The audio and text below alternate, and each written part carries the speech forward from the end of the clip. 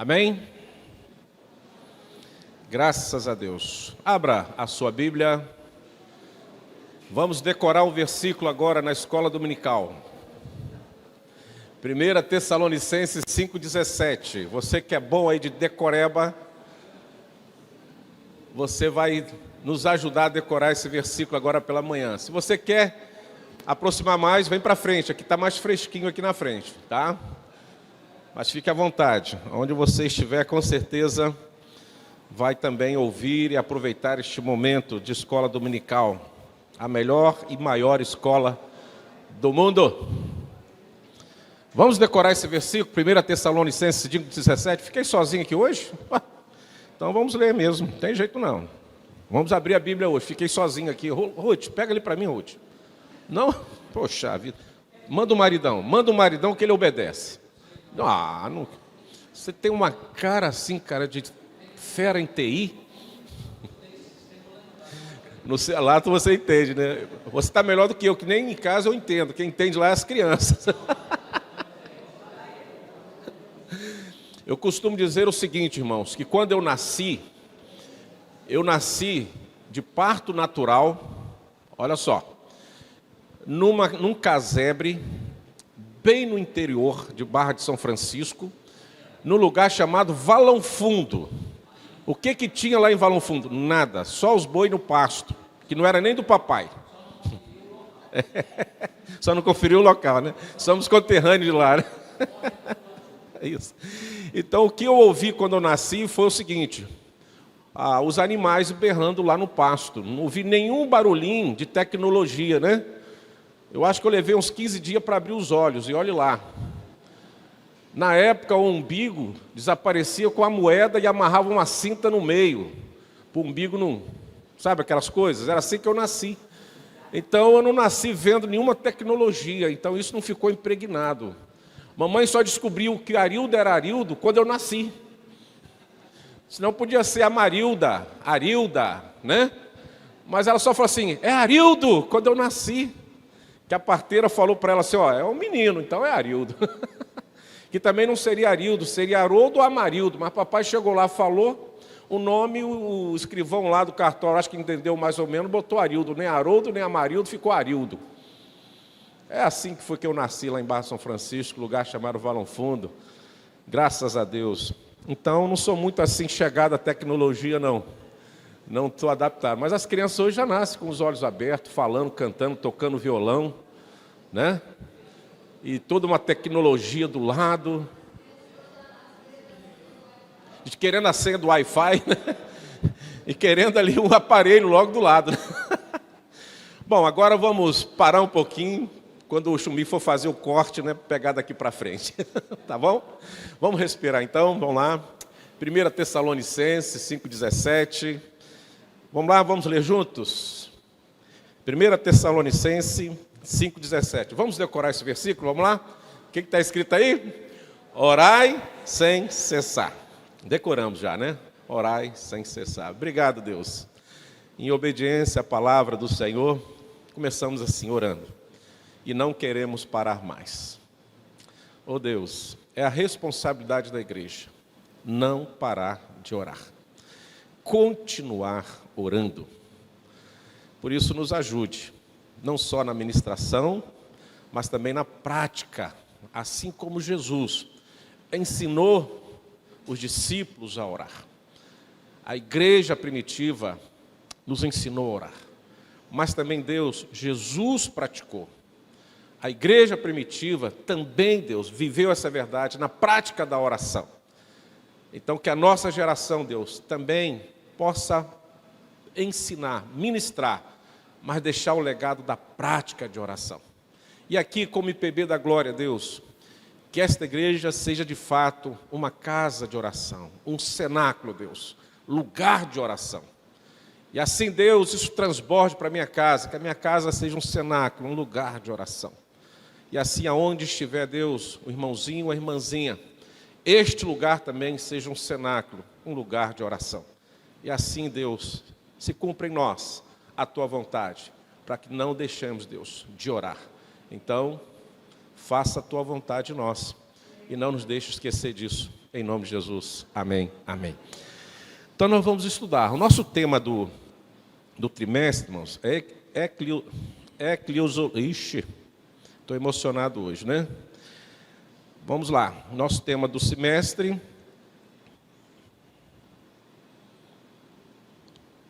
eclesiologia, e tem um subtema: a igreja e suas responsabilidades. Eclesiologia, a igreja e suas responsabilidades. Eclesiologia significa o estudo da igreja, e tem no seu sentido de dentro para fora, né? Ou seja, a igreja precisa sair do templo, de um lugar, para levar a palavra para fora, e isso requer algumas responsabilidades. Eu queria iniciar, irmãos, este momento sobre esse tema, e como eu já tenho falado, daquilo que eu penso ser necessário, como eu falo sempre aqui, ser o primeiro degrau de todas as coisas, de todo projeto, de todo sonho, que nós possamos ter tanto como igreja, como também em nossas vidas, né, seculares, que é a oração. Eu creio que tudo que é feito sem oração é fazer algo sem a presença de Deus, sem ter ali a aprovação de Deus, a orientação de Deus. Ao contrário disso, também eu creio que é uma grande verdade. Tudo que você venha colocar em prática, mas primeiro, você tem um momento de oração, você busca no Senhor, significa que você traz Deus para aquela situação. E aquilo ali é feito conforme a vontade de Deus, independente do resultado. Porque independente do resultado, Deus continuará contigo. Porque Ele foi consultado, Ele foi buscado, desejado. E quando nós nos posicionamos em oração diante do Senhor e colocamos os nossos projetos, nossos sonhos, nossos propósitos diante dEle, talvez vocês ainda não perceberam ou já perceberam uma situação que acontece quando nós oramos. Simplesmente você está dizendo assim, talvez você não produziu as palavras que eu vou falar aqui, mas a sua oração traduz isso, o Espírito Santo traduz isso ao Senhor Jesus, dizendo assim: olha, o meu irmão lá embaixo, o teu servo, ele não tem condição de fazer isso sozinho. Ele está dizendo que realmente ele não é capaz de fazer. Ele só conseguirá fazer se o Senhor estiver com ele. Ou seja, você fala com Deus: eu não sou capaz, eu não consigo. Isso será possível se o Senhor abençoar, se o Senhor estiver comigo, se o Senhor for adiante de mim. Ou seja, o homem desaparece, quem aparece nesse projeto é Deus. Isso é oração. Você confiar plenamente em Deus e jamais tentar produzir algo ou fazer algo sem falar com Deus. Precisamos caminhar com Deus. A palavra de Deus chega a dizer o seguinte: que quem é o homem que pode acrescentar um côvado, ou seja, um tempo, um minuto de vida à sua existência? Quem pode dizer amanhã eu vou fazer isso, depois de amanhã eu vou fazer aquilo? A Bíblia nos diz assim: tolo, amanhã, se Deus quiser, você fará. Amanhã, se Deus quiser, você vai conquistar aquele negócio. É assim que a Bíblia nos orienta. E eu só posso confirmar, se Deus quiser, eu vou lá amanhã, eu vou fazer aquilo amanhã, se eu estiver nessa comunhão de oração com Deus. E talvez muitas vezes nós, sem percebermos, nós falamos assim para as pessoas que estão do nosso lado: conta comigo, amanhã eu estou lá. Já falamos isso no automático. Por que falamos no automático? É porque nós não temos ainda a prática constante da oração. O orar sem cessar. Porque naquele momento que você vai combinar algo com alguém e você emenda dizendo assim: olha, meu irmão, espera aí, se Deus quiser, conte comigo amanhã. Se Deus quiser, eu vou à sua casa. Se Deus quiser, eu acerto esse negócio com você amanhã. Isso é uma oração. Isso é uma oração. Você já está falando para Deus: olha, tu conhece a minha vontade, Senhor Deus. Por mim eu estaria lá, mas eu estou na tua dependência.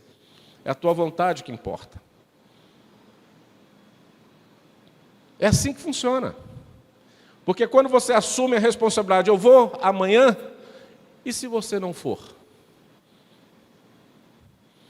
E se Deus falar assim: ah, não, amanhã não.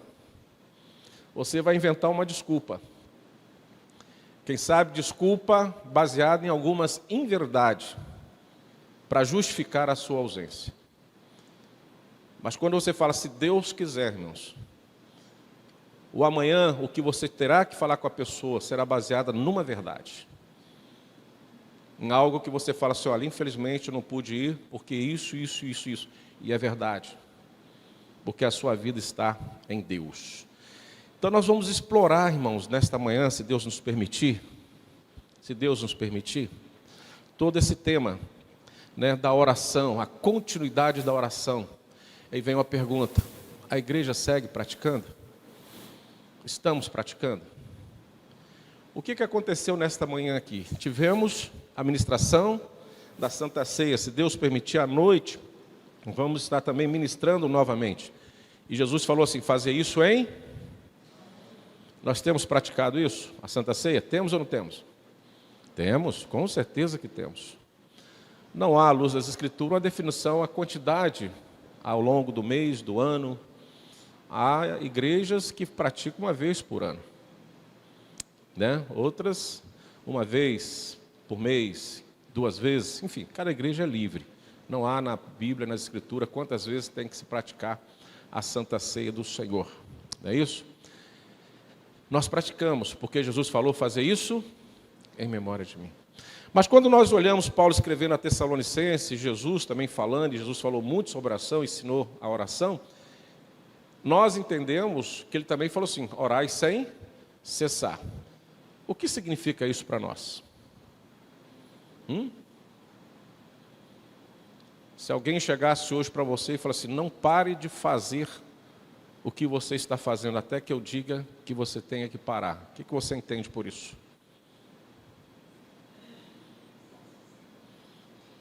É isso mesmo que vocês estão pensando? É isso mesmo, sem cessar. Aí a resposta vem, nós temos feito isso como igreja? Nós temos priorizado a oração e feito a oração sem cessar? Quando nós olhamos as Escrituras, nós vamos ver que os homens, mulheres, que se envolveram por este caminho, viveram a oração de forma intensa, contínua. Se nós olharmos a história da igreja, desde a igreja primitiva até hoje, homens que se destacam, mulheres que se destacam no reino de Deus, você vai ver uma particularidade deles. São pessoas envolvidas continuamente com oração, que verdadeiramente cumpre esse ministério. Ora sem cessar, até que aquele que nos orientou diga, pode parar de orar. Eu acredito que a oração tem prazo de validade. Eu acredito que ela não é para todo o sempre. Ela até aquele momento que o Senhor Jesus vai se apresentar de novo diante de nós.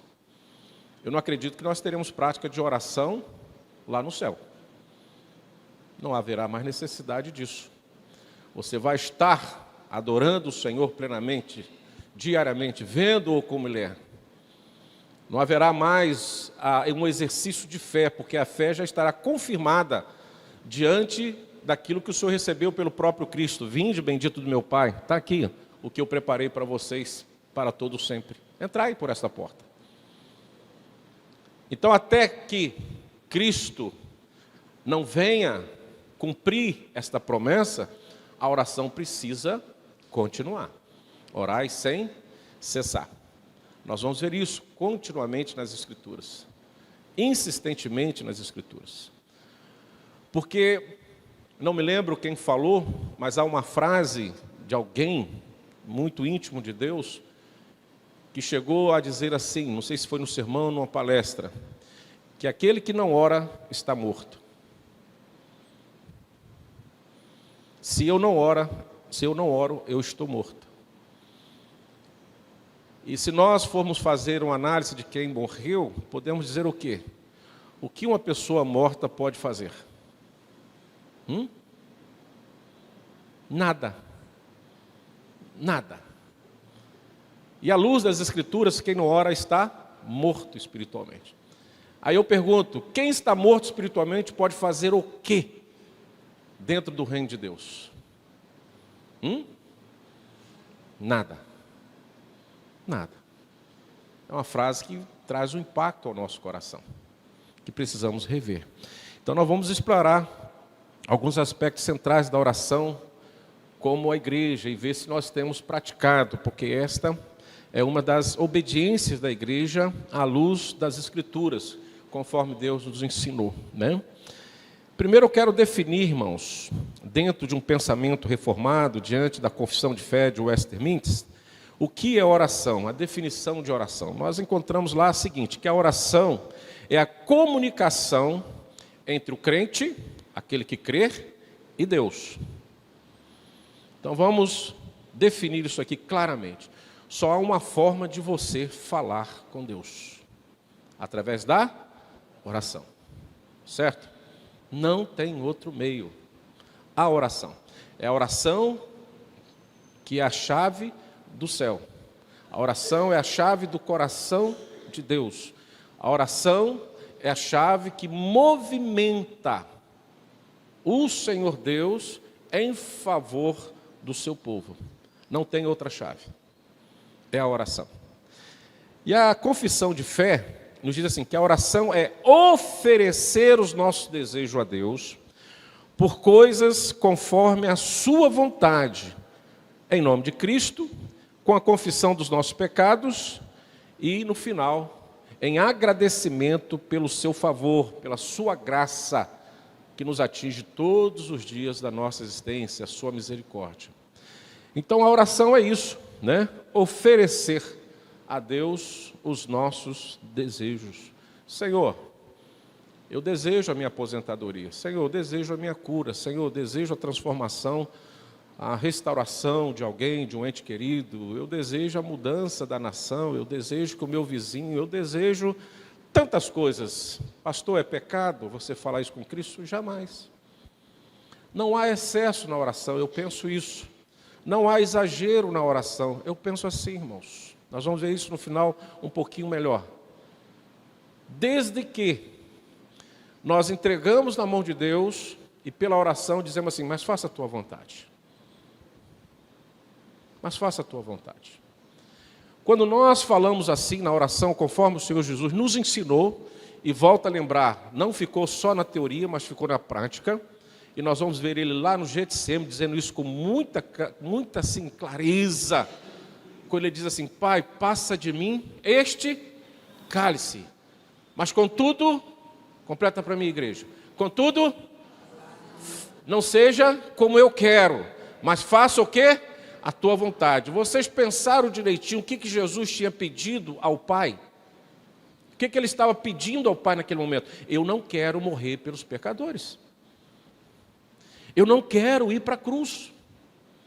O Deus homem, verdadeiro homem aqui, que era Jesus, ele estava dizendo na sua oração, passa de mim esse cálice, significa, eu não quero ir para a cruz. Eu não quero morrer na cruz.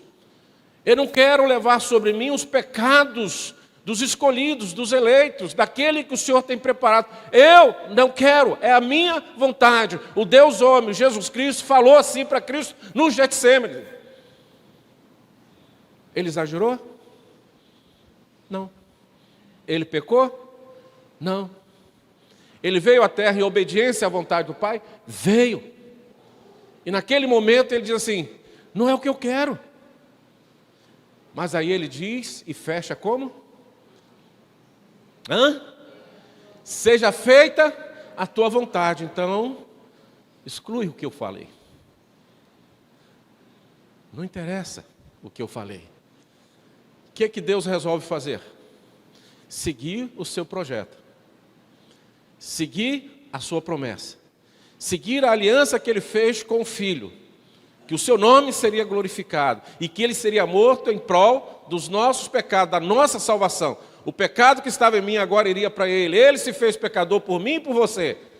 Deus fala assim, eu não quebro a minha aliança. Mesmo que seja o meu filho pedindo para que eu quebre. Eu não quebro. As minhas promessas se cumprem. E Jesus chega na cruz e diz o que lá na cruz? Uma das frases, uma das orações do Senhor Jesus na cruz, as frases de Jesus na cruz, as 7 frases de Cristo na cruz, uma foi uma oração. Que ele falou assim, Deus meu, por quê? Me desamparaste. Ele sobe, ele obedece. Lembra que no Getsêmani não foi entregue ali, ele vai ser entregue depois. E ele sobe a cruz, é levado à cruz. Deus meu, por que me desamparaste? A vontade de Deus estava se cumprindo. E Jesus se tornando a nossa aliança verdadeira, em oração por mim e por você. Ele continua a oração na cruz. E eu amo esse momento da oração de Cristo na cruz. Porque, além da teoria, ele vai praticar. Pai, perdoa-lhes, porque não sabem o que faz. Vem cá comigo, só um minutinho. Para pensar aí. Para pensar. Não vou falar o nome da pessoa aqui, não. Mas eu acho que vocês vão descobrir. Eu conheço uma pessoa que, se estiver com dor, você não pode falar que ela está linda, que ela não quer nem ouvir isso. Você não pode falar para ela que ela está formosa, bela, maravilhosa. Ela não suporta, quando está com dor, nada, nem elogios.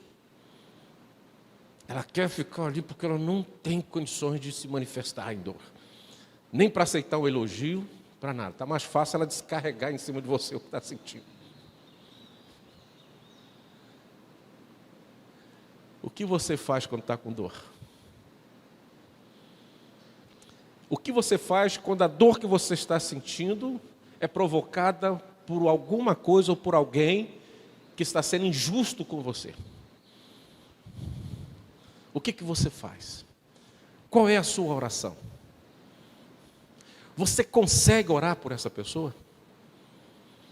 Você consegue se manter em oração como Jesus, orar e sem cessar, e ali na cruz ele está orando e está falando assim: eu perdoo. Pai, perdoa, porque não sabe o que faz. Você consegue orar, irmãos, quando está com dor? E você consegue orar e interceder por alguém que tem provocado essa dor no seu coração? Jesus conseguiu isso.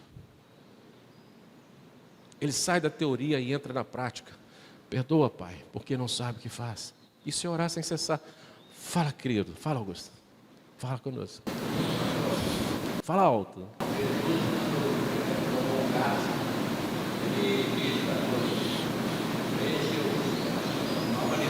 A nova aliança no meu sangue. Isso. A velha era aquela que os animais eram sacrificados, e agora Jesus se tornou o Cordeiro Pascual. Lembra quando João Batista foi apresentar Jesus chegou até ele, João Batista falou assim: eis o Cordeiro de Deus que tira o pecado do mundo. Então agora toda aquela aliança, aquele sangue derramado por os animais, que era aspergido lá no templo, para a remissão do pecado de todo o povo, agora deixou de ser feito. O Cordeiro perfeito era Cristo, que morreu na cruz, e ali o seu sangue foi derramado por mim e por você. Ou seja, o sangue de Cristo foi aspergido na cruz, de forma pura e perfeita e suficiente para todo aquele que crê ao longo da existência. Foi um sacrifício só. Senão, irmãozinho, se nós estivéssemos na velha aliança, isso aqui estaria cheio de sangue, de animais. Mas ele se tornou o Cordeiro perfeito por mim e por você. E o sangue dele é suficiente. Essa é a nova aliança em Cristo Jesus. Amém? Glória a Deus, né? Então vamos lá. Isso é oração, a vontade colocada diante de Deus. Não é exagero, desde que seja feita a tua vontade. Fundamentos bíblicos para isso. A Bíblia está repleta em exemplo de ensinamento sobre oração, né? E algumas passagens são fundamentais, são muitas. Eu destaco aqui Mateus 6, de 9 a 13, que eu não posso deixar de dizer que é o Pai Nosso, quando Jesus nos ensina a orar a pedido dos discípulos. Ensina-nos a orar. Então existe essa oração. Posso destacar também que é fantástico o texto de Paulo a Filipenses 4, 6. Não andeis ansiosos. Gente, olha que coisa maravilhosa. Eu costumo dizer, no dia que a igreja praticar isso aqui, acabou o Rivotril. Acabou o Rivotril. Só não vou falar o que acabou mais, senão o Eliseu briga comigo. Mas o Eliseu é assim comigo, né, e eu preciso muito dele. Eu e o Eliseu cantamos aquela música: eu preciso de você, você precisa de mim, nós precisamos de Cristo até o fim. Né? É por aí isso, né? Mas olha só o que Paulo fala lá, 4:6. Não andeis ansiosos por coisa alguma. Antes de tudo o quê? Sejam vossos pedidos, motivos conhecidos diante de Deus, através de quê? Da oração, através da súplica, que é uma forma de orar como se você estivesse no estágio terminal e você apela de forma contundente com Deus. Exemplo clássico para isso, para mim, à luz das Escrituras, eu creio que você já teve isso em vários momentos, é aquele momento de Pedro que está afundando nas águas, só para você ter ideia. Você lembra quando Pedro estava afundando, quando ele começou a olhar para um lado, para o outro, e o negócio começou a ficar feio? Você lembra aquela oração, uma das orações mais curtas que tem na palavra de Deus? Qual foi a oração de Pedro ali? Salva-me, Senhor. Pronto, isso é súplica. É no apagar das luzes, é naquele limite, e você está, salva-me, Senhor, pelo amor de Deus. Lembra o pelo amor de Deus que nós falamos todos os dias? É isso aí, é a súplica, né? Então isso tem que ser conhecido. E terminando com ações de graça. Graças a Deus que eu estou sofrendo isso. Graças a Deus que a dor está vindo. Graças a Deus que o perigo chegou. Graças a Deus que a dificuldade chegou. Graças a Deus. Em tudo dai graças. Olha o que a igreja tem que aprender nesses dias, né? Em tudo dá graça. É um exemplo. E o texto básico, orai sem cessar. E muitos outros textos que nós podemos encontrar que dá ênfase à oração, né? Terceiro, nós queremos também considerar que a oração e a soberania de Deus. Ou seja, a soberania de Deus, irmãos, sempre vai ser central. Isso significa que Deus está no controle de todas as coisas. E acredite, um detalhe aqui que eu abro para você, uma nota de rodapé. Na oração, nós entendemos, lembra no início que eu falei, seja feita a tua vontade? Você está dizendo assim, Deus, seja soberano sobre a minha vontade. É a sua vontade que tem que prevalecer, não a minha. É o seu tempo que tem que vir, é no seu tempo, não é no meu tempo. É da sua forma, não da minha forma, é do seu jeito, não é do meu jeito. Isso é soberania, você transfere uma responsabilidade. Um fato que passou agora no meu coração aqui, graças a Deus, quando a pesca maravilhosa, lembra? Lembra qual foi o argumento de Pedro para com Jesus, para lançar as redes? Lembra? Qual foi? Fala, Rui, nosso ancião, Deão, gente boa, jovem de 81 anos. Ei, Jesus, eu quero chegar lá. Falei essa semana, um dia do idoso, para os irmãos que estavam aqui na oração. Ser idoso significa ser forte. Só os fortes se tornam idosos. Os fraquinhos ficam pelo meio do caminho. Né, Rui? Concorda ou não concorda, Rui? Só os fortes. Então, o que acontece? Você gostou também, né? Tá até, mas estou sabendo, está malhando, está correndo. É, garoto. Fala assim, vai tu e faça o mesmo. Fala para mim, fala. É isso. O que Pedro falou? Sobre a tua palavra. Ou seja, eu tenho habilidade, já pesquei, já fiz a minha vontade é parar tudo. Não volto hoje para trabalhar, só volto amanhã, porque hoje não tem mais jeito de trabalhar. Não é essa a minha vontade? A vontade de Pedro não era essa? Estava lavando azeite lá? Aí Jesus fala assim, lança ao largo, vai lá, lança lá. Aí Pedro fala assim, para cima de Maimode? Para cima de eu? Eu, Pedro? Nasci pescando. Como eu nasci em Valão Fundo, Pedro nasceu no barco. Nasceu lá no mar da Galileia, já lançando a rede. Não tem peixe aqui, mas, sob a tua... O que ele quis dizer? Multidão, galera, não tinha uma galera lá imensa? Olha só, não é eu que quero. Não é eu que estou pensando isso. Eu digo que não tem peixe. Mas esse cabra aí, que pregou muito bonito e com muita sabedoria, Pedro chama ele de mestre, né? Mestre. Então Pedro ouviu o que ele pregou. E com sabedoria. Esse cara aí que tem habilidade nas palavras, agora eu quero ver se ele sabe e tem habilidade para pescar. É ele que está mandando lançar a rede, não sou eu, sobre a tua palavra. Soberania, a soberania é dele. Eu não estou mais aqui, Pedro, esquece de mim, eu só vou ser instrumento. Só vou ser testemunha. Se tivesse um celular, ele estava filmando lá para postar nas redes sociais depois de Pedro. Só que ia ver um monte de peixe. Não ia dar certo. Aí o ibope de Jesus que ia subir, não dele, né? Ele filmou o milagre, mas quem fez o milagre foi Cristo. Sobre a tua palavra. Soberania.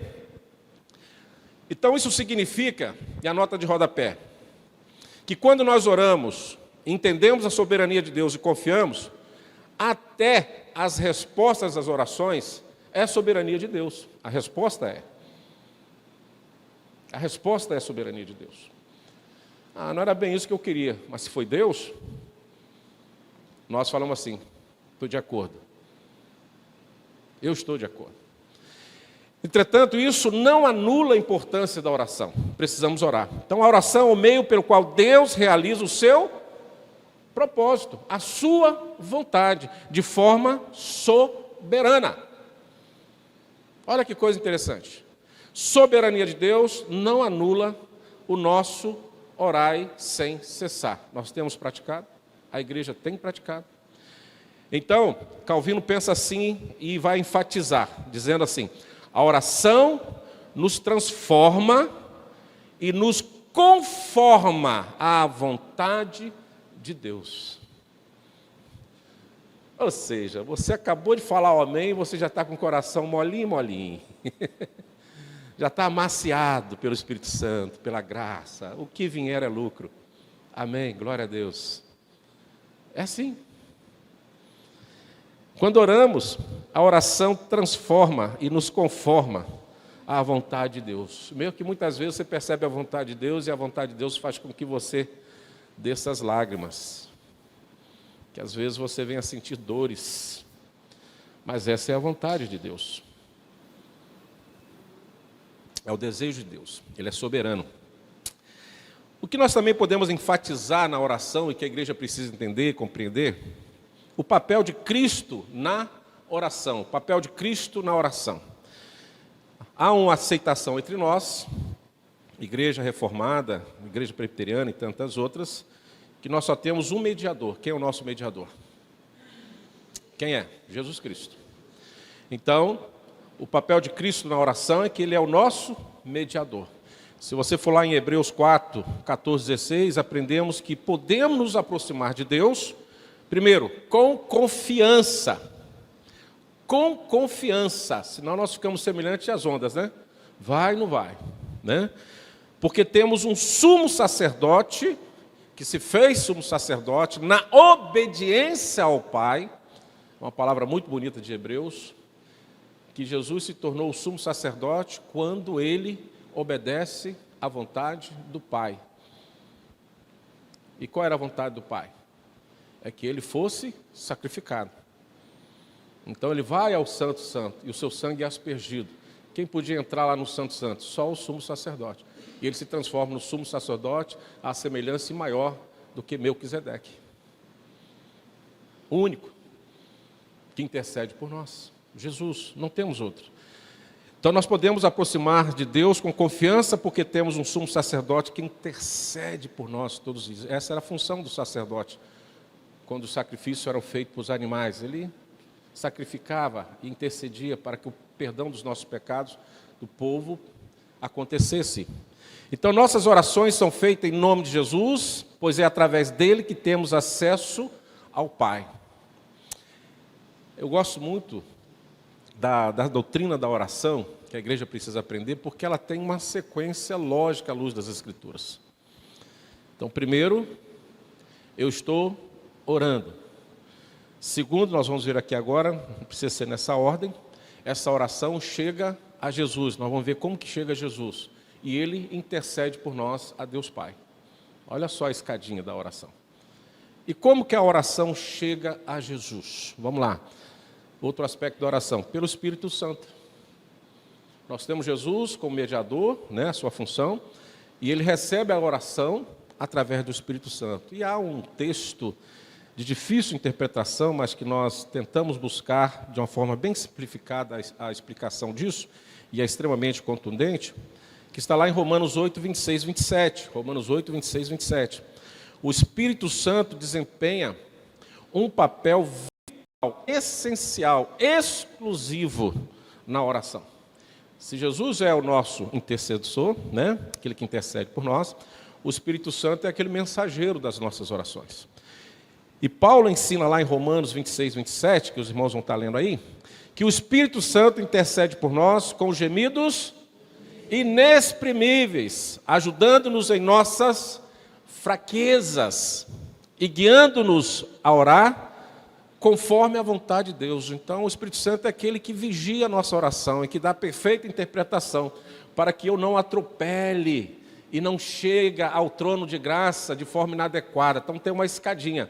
No momento que você começa a orar, o Espírito Santo começa a perceber e entender, traduzir a nossa oração com gemidos inexprimíveis, e esses gemidos inexprimíveis que só Jesus entende, recebe e intercede por nós, e chega a Deus e diz assim: olha, o que Arildo está querendo é um monte de coisa, mas se o Senhor concordar, seja feita a tua vontade, tá bom, papai? É isso, gemidos inexprimíveis. Então tentei pegar uma explicação que a exegese, né, dessa expressão aponta para nós, e aponta para a ideia de que o Espírito Santo, primeiro, conhece as necessidades e os desejos mais profundos do ser humano.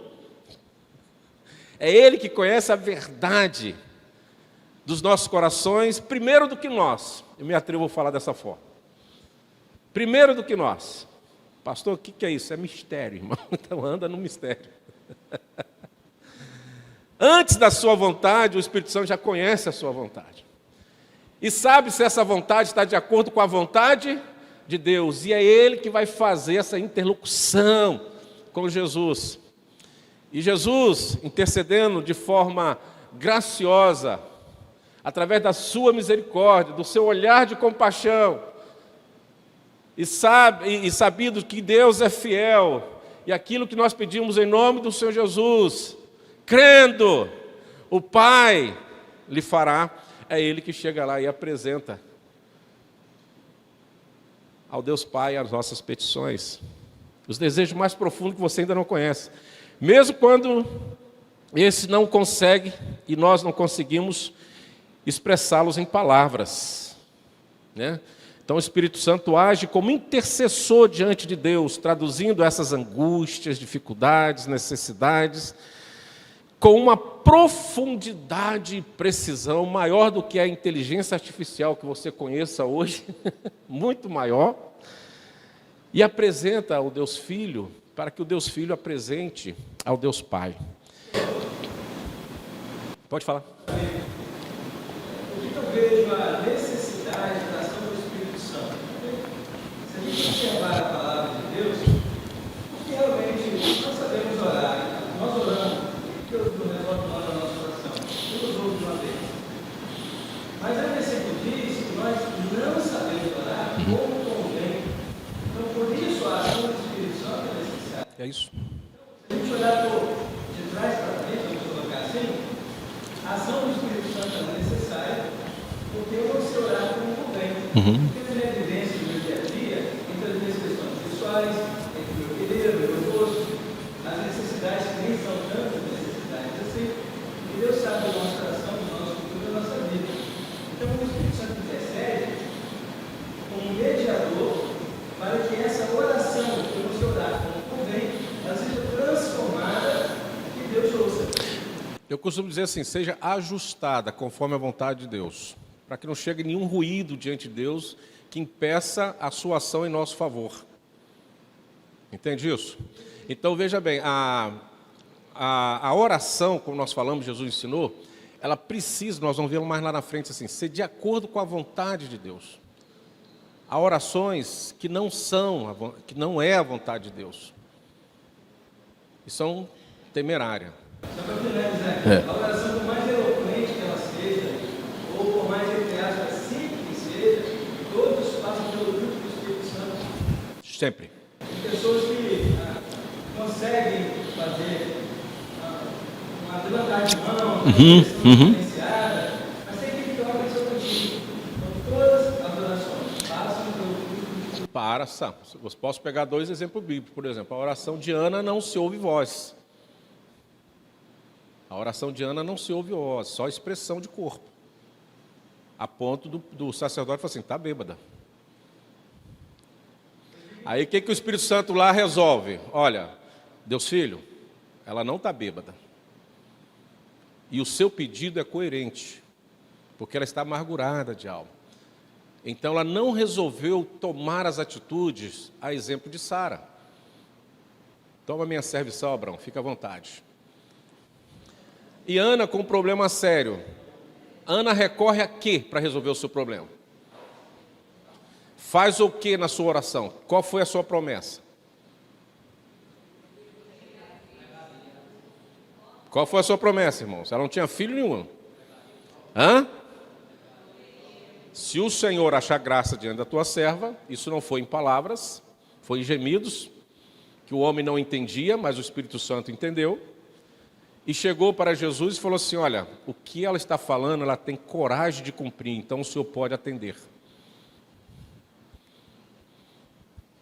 Porque se Ana não fosse vasculhada pelo Espírito Santo, a interpretação da sua oração a Jesus fala assim: Jesus, o que ela está pedindo é bom, é tranquilo, mas ela não vai cumprir o seu voto, se caso o Senhor conceda.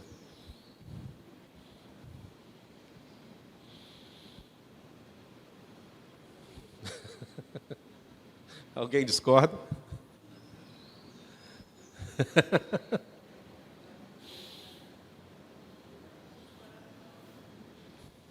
E aí? Deixei o silêncio para vocês pensarem.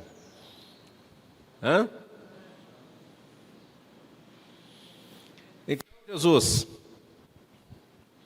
chega lá diante do Pai e diz a aflição de Ana: e se o Senhor achar graça na oração dela, faça a tua vontade, porque ela está também comprometida em cumprir.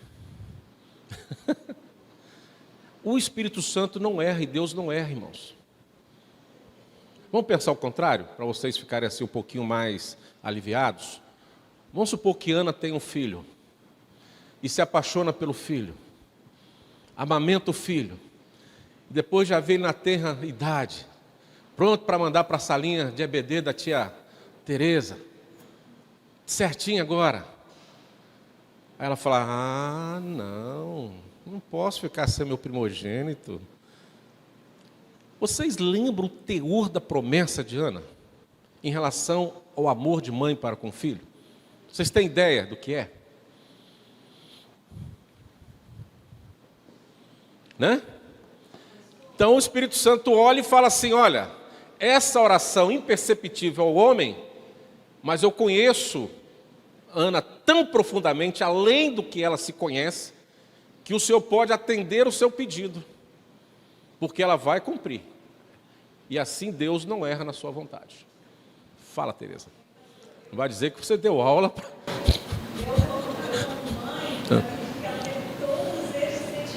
Todos, né? Mas cumpriu. Isso. Mas ela, a fidelidade com Deus é maior. Mas ela sofreu, ela sofreu. E você vê que não deu ruído, desde o nascimento até o cumprimento da sua promessa. Foi perfeito todas as coisas. Maria. Essas coisas, irmão, nós temos que perceber.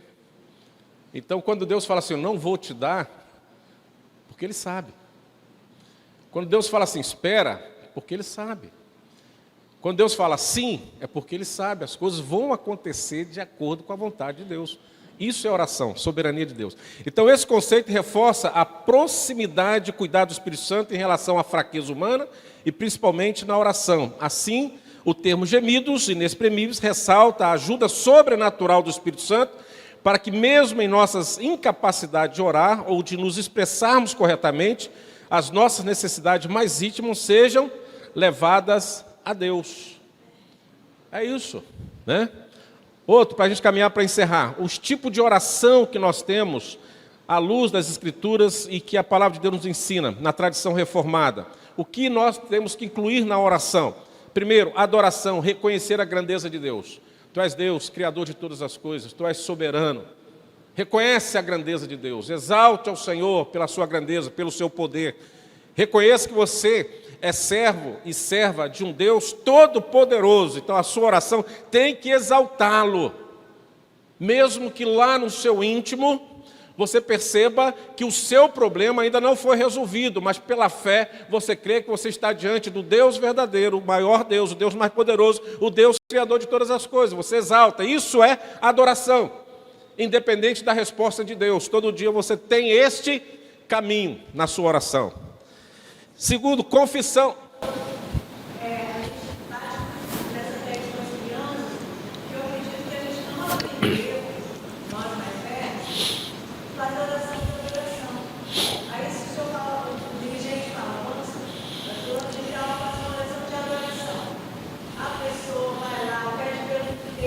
É. E não... sabe que é uma oração diária. Você reconhece a grandeza de Deus. Falar sobre muito de Deus, não é hora de pedir, não é hora de dar essas voltas, é a adoração. Adora Ele pelo que Ele é. E não pelo que Ele faz. Entendeu? Pelo que Ele é. Então você vai lá em Gênesis, tu vê o que Ele é, o seu poder. Você vai lá diante do mar vermelho, você vê o mar se abrir. Você vai diante do gigante, você vai ver o que Deus faz. Você vai ver as expressões do salmista, você vai ver como é que ele representa Deus. Segundo, confissão, admitir os nossos pecados e pedir perdão. Abro um parênteses aqui. Confessar por confessar não garante perdão. Entenderam? Entenderam ou não entenderam? O que garante o perdão? Esse cara está malhando muito. É bom demais. Arrependimento. Então nós estamos hoje... Não entendi? Se confessa. É isso aí. Saía leve. Aí depois voltava de novo.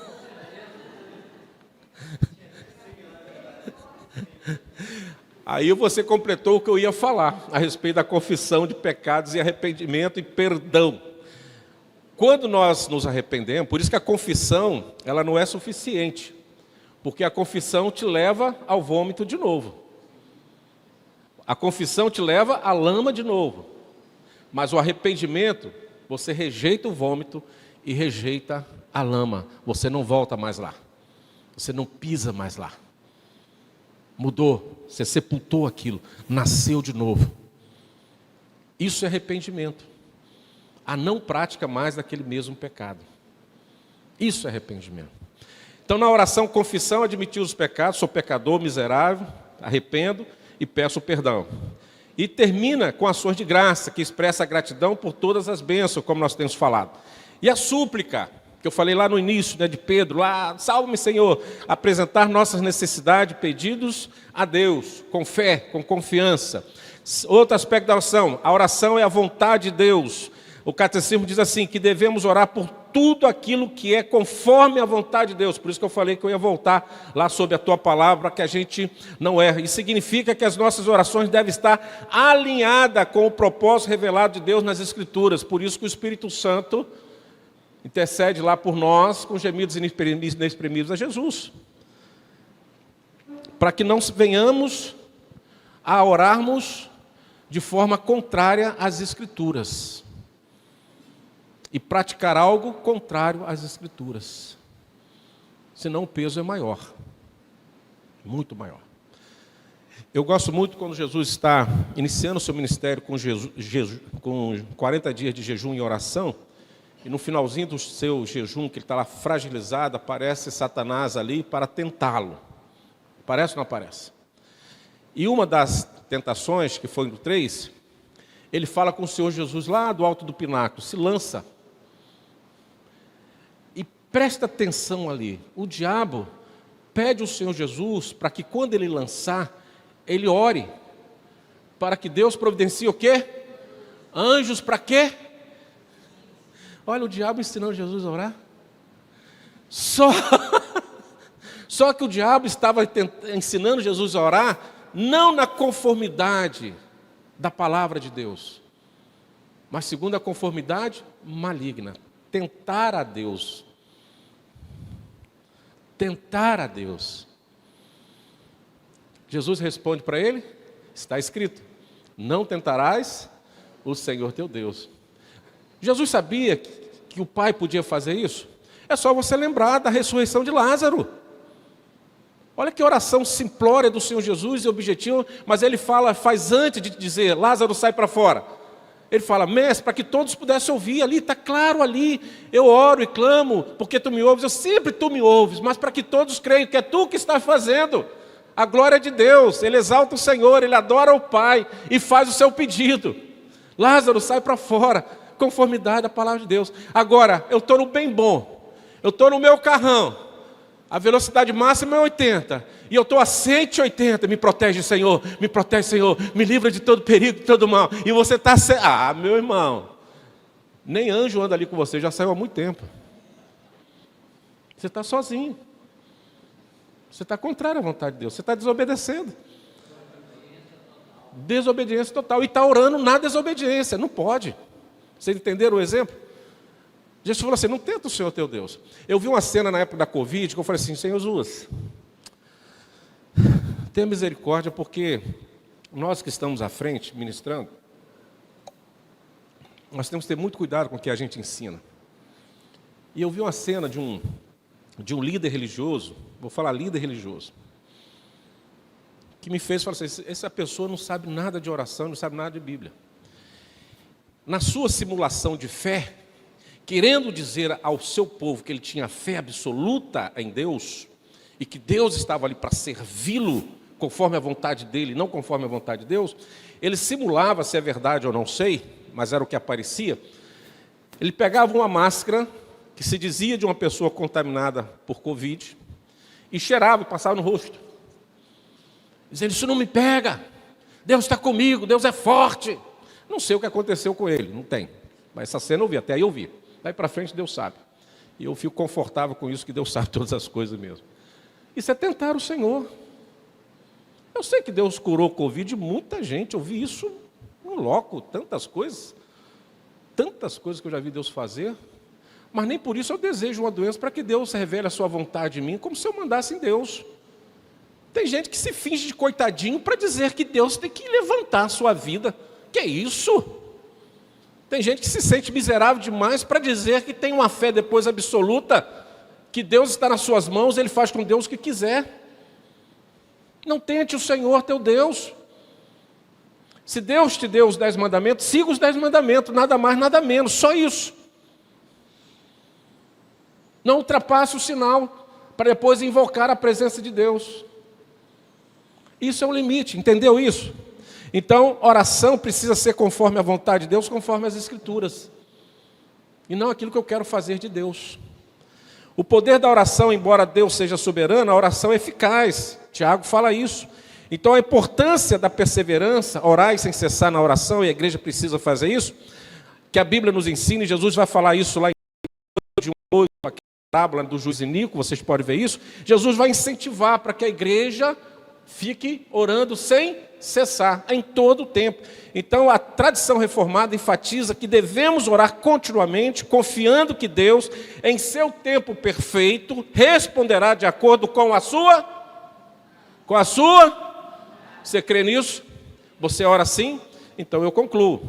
A oração não é apenas um dever, mas um privilégio que nos conecta à presença soberana de Deus. Você tem que ter prazer e necessidade disso todos os dias. Orar sem cessar. Quantas vezes você ora por dia?